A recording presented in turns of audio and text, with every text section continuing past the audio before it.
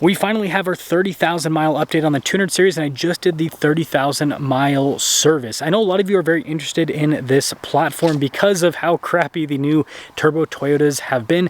So I'm gonna let you guys know what it's realistically like to own a 200 series up to this mileage point. Let's get right into it.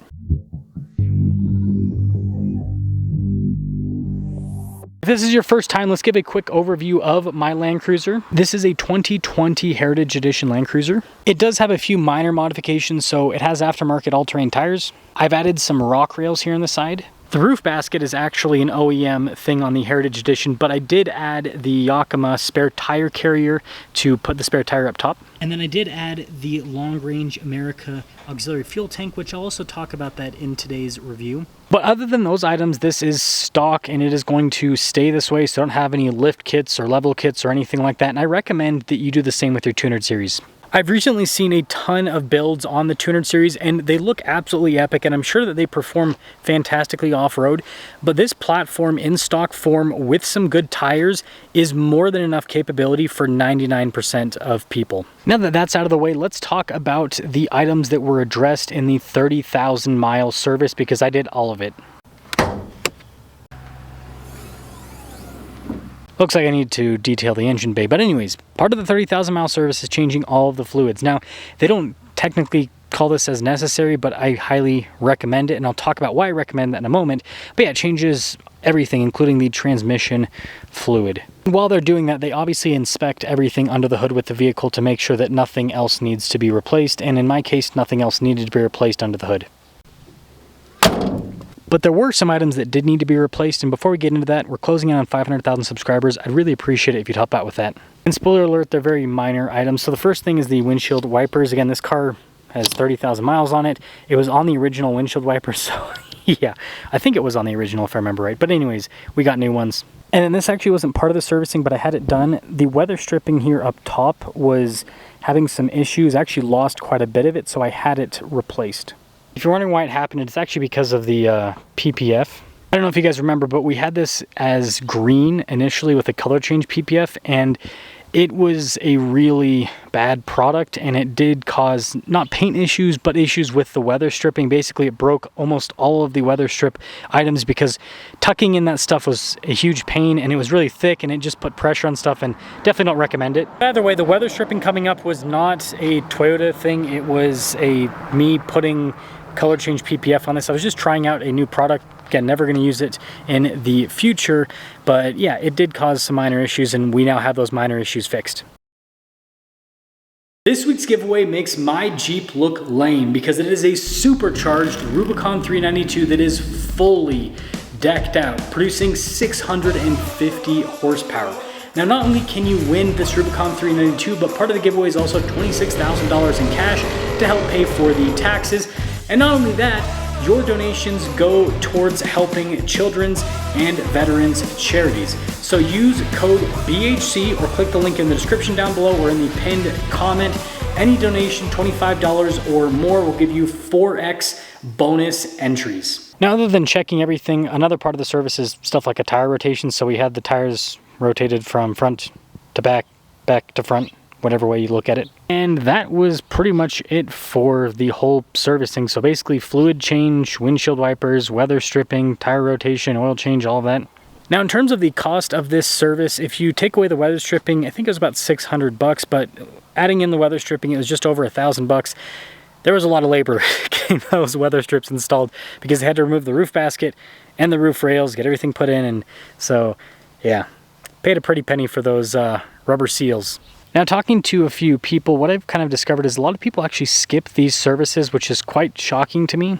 I get that spending about $600 to have a bunch of fluids changed and all of that stuff is expensive. Don't get me wrong, and I'm sure a lot of people would say, oh, I could just do it myself.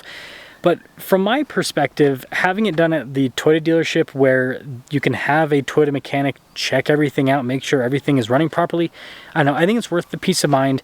But, you know, if you're not going to get it done at the dealership, at least doing the full service at 30,000 miles is 100% worth it. Because I can tell you that the Land Cruiser post-service actually drives significantly better. Now, I did not have any warning lights or anything like that, but my wife and I kind of noticed that the transmission wasn't shifting as smoothly as it had before. You got to remember, this is a 5-year-old car now with 30,000 miles. Transmission wasn't shifting as smooth as it had done before. And I also noticed that on the highway, the RPMs would sometimes kind of sit a little bit higher because it would sit in a lower gear, and it just seems like it was struggling with the gear shifts a little bit, and then also just with overall power delivery. Now, post-service, this thing drives way better. The shifting is super smooth again, and on the highway, it's not doing weird stuff with the transmission anymore, and it's doing the thing that it normally does, where it just basically hovers around 2,000 RPMs, and you just cruise down the highway. It's a really nice experience. Now, servicing aside, let's talk about how the Land Cruiser has held up over the years.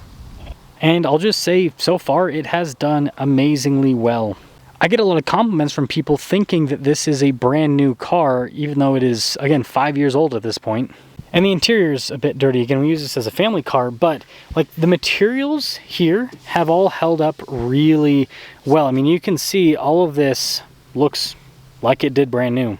The driver's seat that has the most wear, I mean, this is the extent. You have a little bit of crinkling here on the side, but I mean, the rest of the seat is actually held up really well. And then the steering wheel is another, you know, high traffic touch point, and this has also held up really well. So yeah, the interior and all of that, it just works well. And I guess show you other items like, you know, volume control. It's like there's not crazy fade on that. The shifter, that's another high traffic area. That looks great. All these controls, everything just looks great. This just needs a major interior detail again. And the thing I love about this generation of Toyota is it just, and the old Toyotas did this too, but just, it always starts up. No questions asked. It never complains. And it never makes any funny noises or anything like that. Now, before we get into the fuel tank, just want to show you guys a couple more items. So you can see 30,367 miles. And the fuel economy has actually dropped a bit this summer.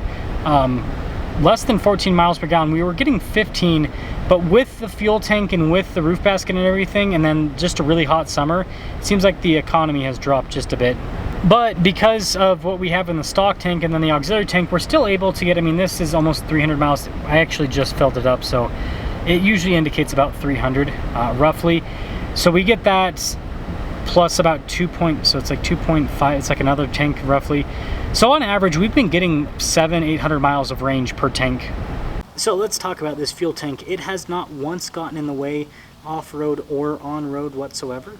And need to remind you, mine is a 2-row Heritage Edition, but you can also remove the 3rd row from your Land Cruiser if it has it. And with a full tank of fuel, you'll notice that the suspension is not squatted down or anything like that. It's pretty level.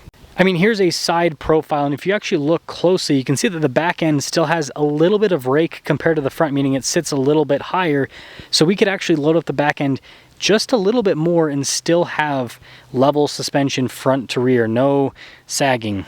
And this is the larger 40-gallon fuel tank, which is what I recommend you get. They do make some smaller versions, like one of them you can still fit the spare tire underneath, but I think it's worth just using up all the space for the fuel tank and getting crazy range. Because you can just put the spare tire on the rear bumper. There's not this rear bumper, but there's plenty of aftermarket bumpers to add a spare tire to with a carrier, or you can do what I did with the roof basket situation, which is the least expensive version, because that basket's $500, and then the tire mount I think is another like $100 or something like that, so super cheap. And finally, the integration in the dash is great. You've got a bunch of green bars there to indicate that we are currently full. You just press that button in and there'll be a little light that'll illuminate. It'll let you know that it's currently pumping fuel into the main tank. Yeah, super seamless system, great to use. Now currently I'm not sponsored by Long Range America, but after experiencing this auxiliary fuel tank, I would be more than willing to do a sponsorship with them on another vehicle, because this is a product that's been super useful for us and it's worked really well. We haven't had any issues with it. Again, I'll let you guys know if anything happens down the road, but it just seems like a really good product, so I definitely applaud them for it. So in summary, if you take care of your Land Cruiser, it will take care of you. And I think that this will be most of our ownership experiences, just basic maintenance and lots of family trips and off-road trips and all that kind of stuff, and not having to worry about anything. And that really is what the Land Cruiser is all about, is providing a ton of utility, capability, reliability. Like, it's everything in one package. It is truly a jack of all trades.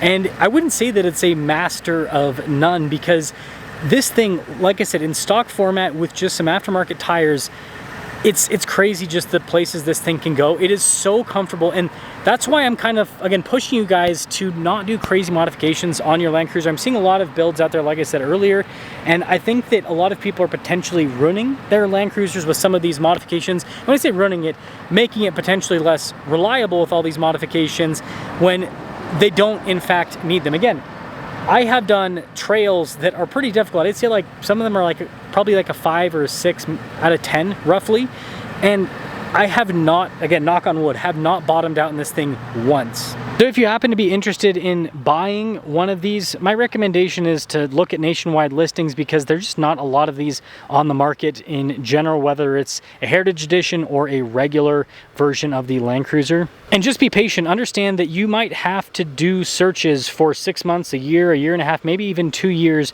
before you find the right Land Cruiser in terms of mileage, options, condition, all of that. And once you find the right one, like I said, keep up with the servicing, take care of it, and you're not going to have things break. And understand that you want your Land Cruiser experience to be that way, because if stuff does break on this, it is extraordinarily expensive.